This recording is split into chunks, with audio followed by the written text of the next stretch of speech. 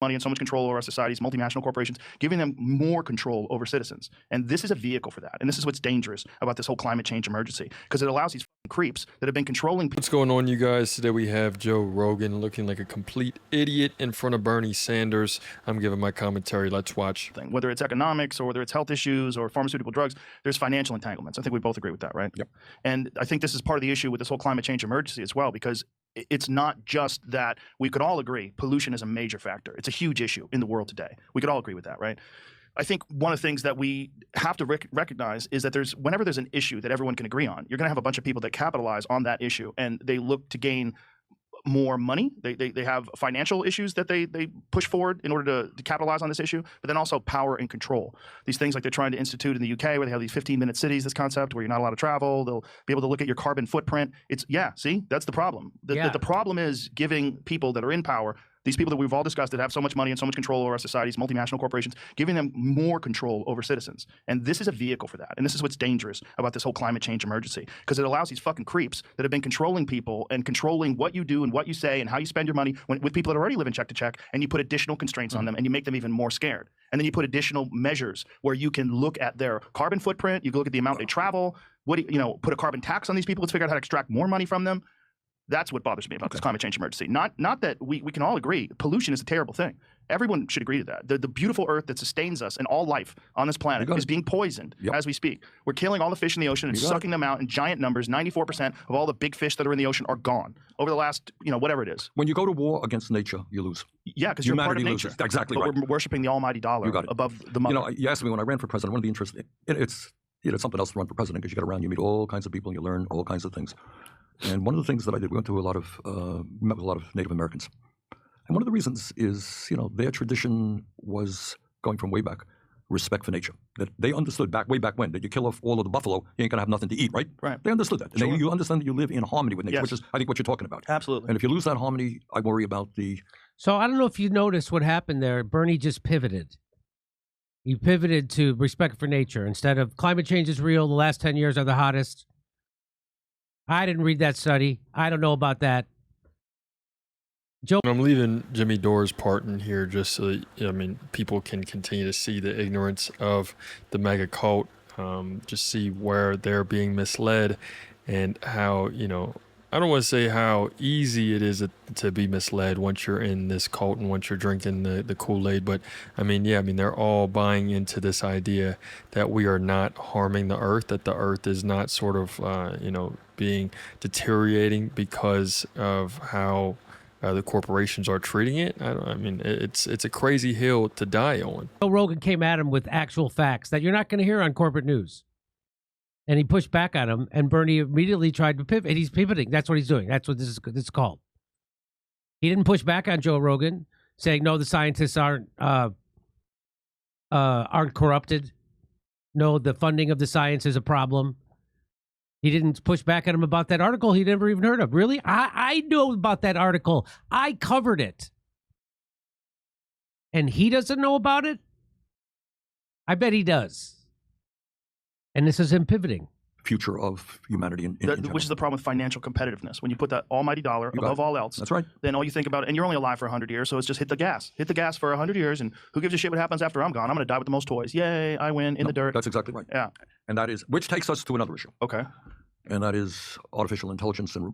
Okay. And he just pivoted away from that.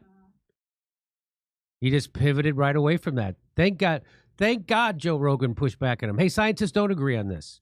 Hey, did you see the study that was in that front page of the Washington Post? And here is that study. Scientists have captured Earth's climate over the last 485 million years. Here's the surprising place that we stand now. The surprising place that we stand now is here's the heat. Here's the average temperature of the Earth over the last 485 years. Biggest study they've ever done. Here's where we are now.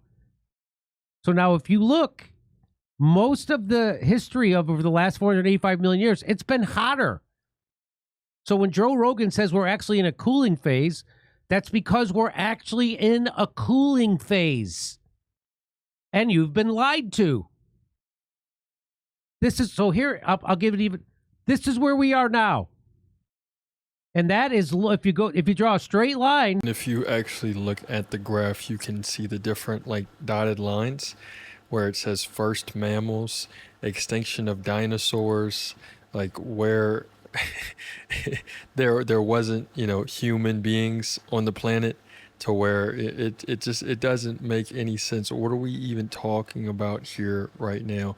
In this article that Jimmy Dore is citing, it even goes down and it stresses the importance of reducing fossil fuels, that this entire graph right here is based off of carbon dioxide, and the more that you are, you know, creating these gases and these fumes in the air, the carbon dioxide that's caused from the combustion of these fossil fuels, it's going to create a less inhabitable earth, a less inhabitable environment, that you're going to go sort of backwards into heating up. And I do see to where it is going up a little bit on that graph, and I would say it is starting to get more heated for this little bit that we have inhabited the planet. So it's a completely different universe that these guys are living in.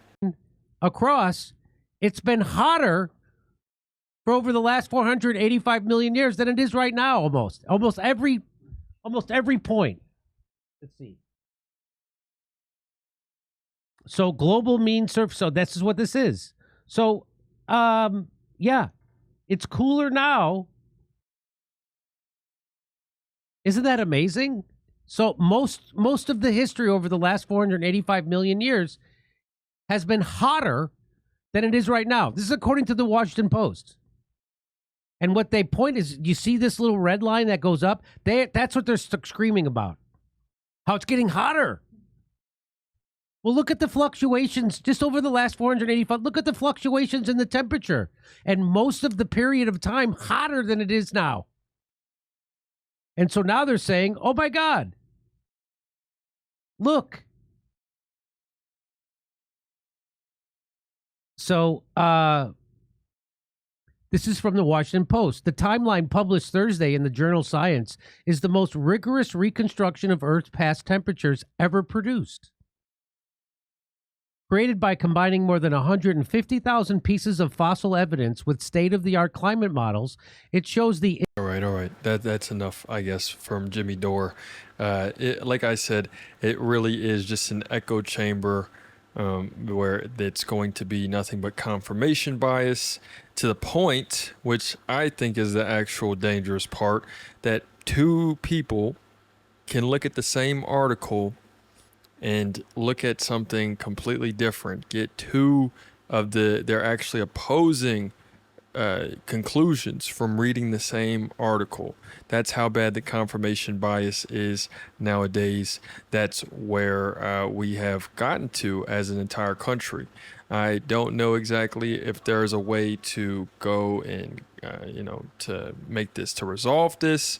I think that it's just important to see that this is the current state of affairs. Let me know what you guys think.